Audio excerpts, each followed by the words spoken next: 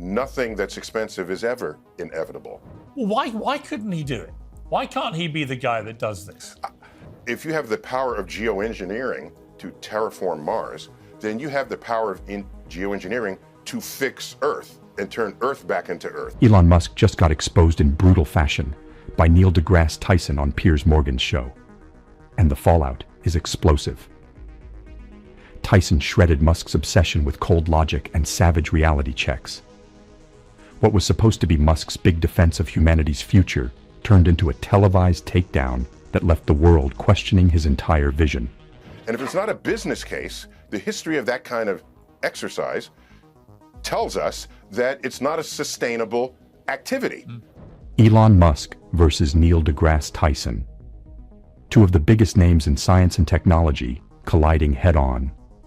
On one side, you've got Musk, the richest man in modern history, a guy who genuinely believes Mars is humanity's only backup plan.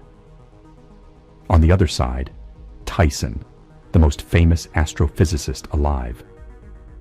The stage for this showdown was none other than Piers Morgan's show. Strong views on that. My read of the history of space exploration is such that we do big, expensive things only when it's geopolitically expedient, such as we feel threatened by an enemy. And so for him to just say, let's go to Mars because it's the next thing to do, what does that venture capitalist meeting look like? So Elon, what do you want to do? I want to go to Mars. How much will it cost? $1 trillion. Is it safe? No, people will probably die. What's the return on the investment? Nothing. This wasn't just a polite conversation about space. No, this was a full-on clash between dreamer and skeptic, between vision and practicality. For Musk, colonizing Mars isn't a wild fantasy, it's survival. He's been saying for years that one asteroid, one super virus, or even one environmental collapse could wipe out humanity. His answer? Build a second home for humans on Mars. A place to preserve what he calls the light of consciousness. I'm not saying he can't do it.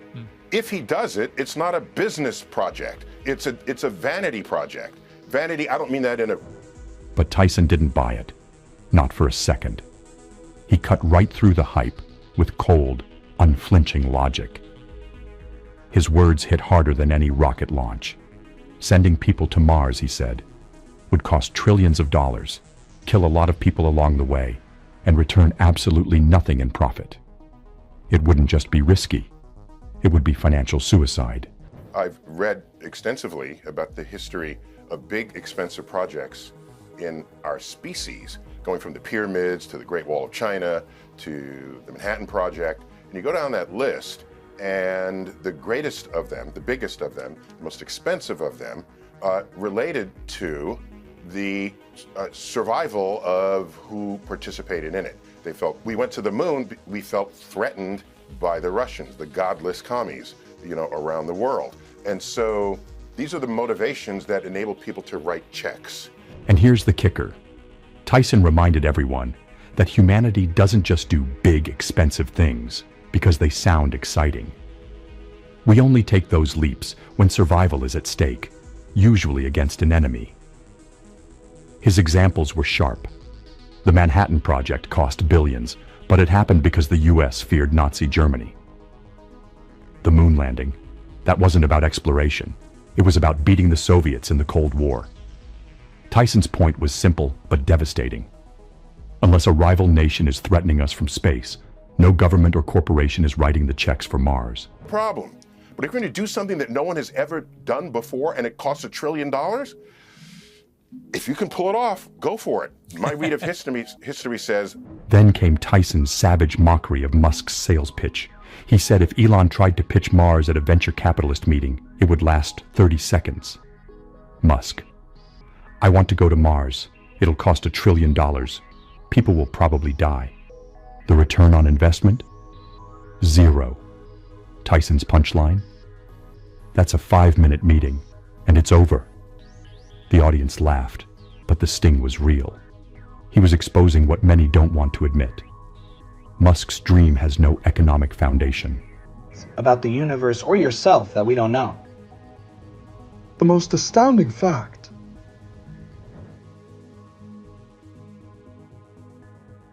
For Musk, that kind of attack cuts deep.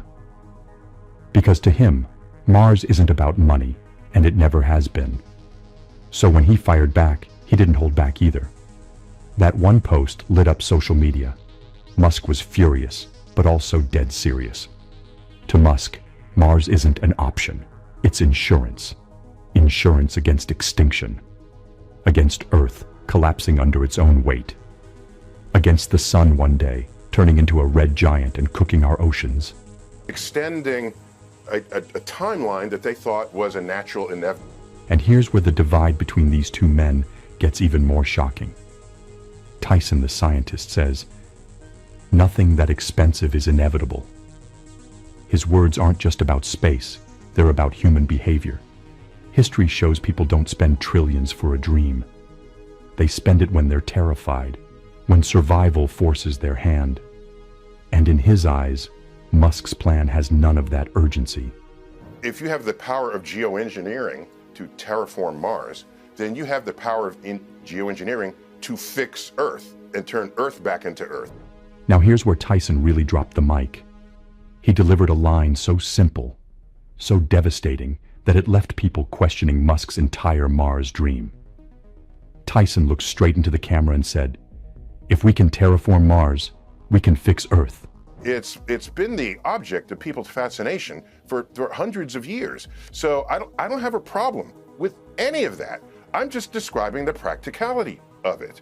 And if you have the technology and the power to terraform Mars and ship people there, you probably have the ability to bat asteroids out of the way that might have been headed towards Earth. Think about the weight of that.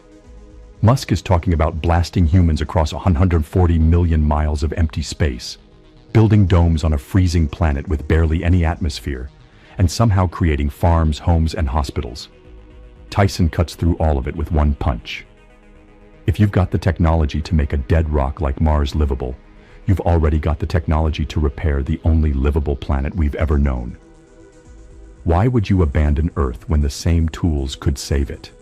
So just realistically, shipping 1 billion people to Mars or however many, by the way, I have nothing against that. I just don't see it. And Tyson didn't stop there. He broke down the cold math. Moving billions of people to Mars. Forget it. The logistics are insane. Do you know how much payload it would take just to send one city's worth of people and supplies to Mars? You're talking thousands of rocket launches, hundreds of trillions of dollars, and decades, if not centuries, of dangerous missions. Compare that to geoengineering here on Earth, redirecting asteroids, fixing the climate, reversing deforestation, preventing pandemics.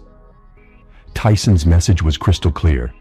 It's cheaper, smarter, and far more practical to invest in protecting this planet than to gamble on starting from scratch on a frozen desert.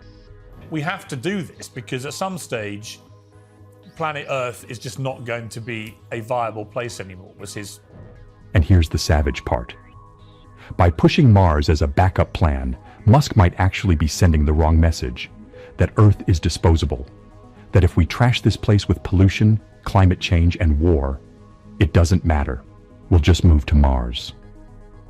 Tyson called that out for what it is. Dangerous thinking. Because the reality? There is no Earth 2.0 waiting for us around the corner, not for billions of people. It's in 5 billion years. Right. So we have a whole lot of other sort of prioritized things we should be thinking about between now and then. But on the principle, by then, we might have colonized other star systems. Then came the apocalypse debate. And this is where Tyson really flexed his science brain. Piers Morgan, wide-eyed as ever, asked him about Musk's point that eventually, Earth is doomed no matter what. And Tyson admitted, yes, Musk is technically right. In about 5 billion years, the sun will balloon into a red giant, swallow Mercury and Venus, and start boiling Earth's oceans until the planet is nothing but a charred ember drifting in space. That's the final chapter for this little blue marble. This is the core contradiction between these two men. Musk's eyes are locked on extinction-level events. He's thinking long-term survival, human consciousness stretching across planets. But Tyson, he's focused on the crises happening now. Global instability, famine, rising seas, nuclear tensions. In Tyson's view, Musk's dream of Mars might not be bold.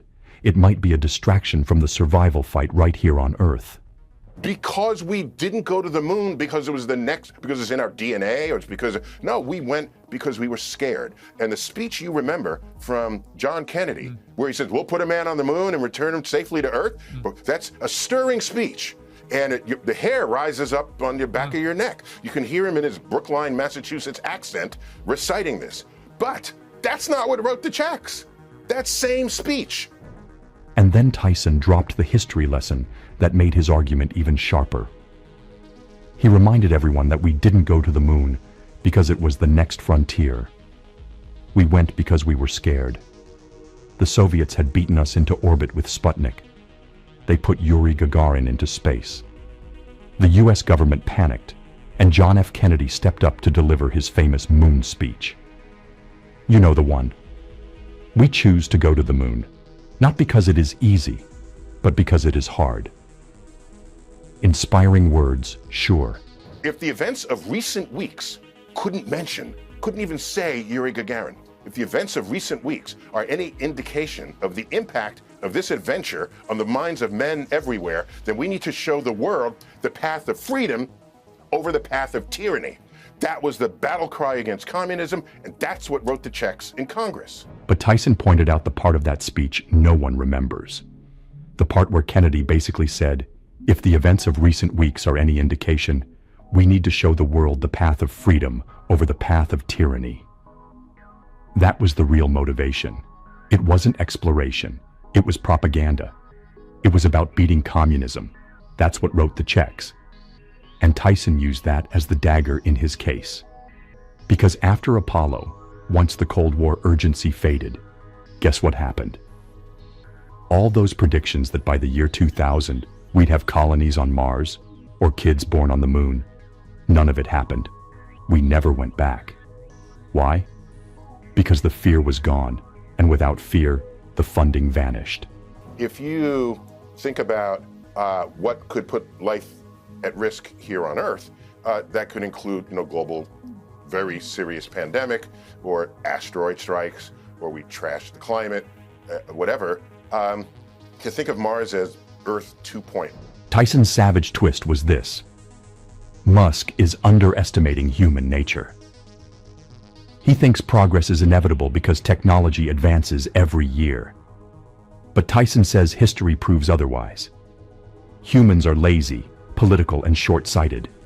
We'll only do the impossible when we're forced to, when survival or competition is on the line. Without that, Musk's dream risks being nothing more than a vanity project of the world's richest man. If you've come this far, make sure to subscribe to the channel to get more information and analysis like this.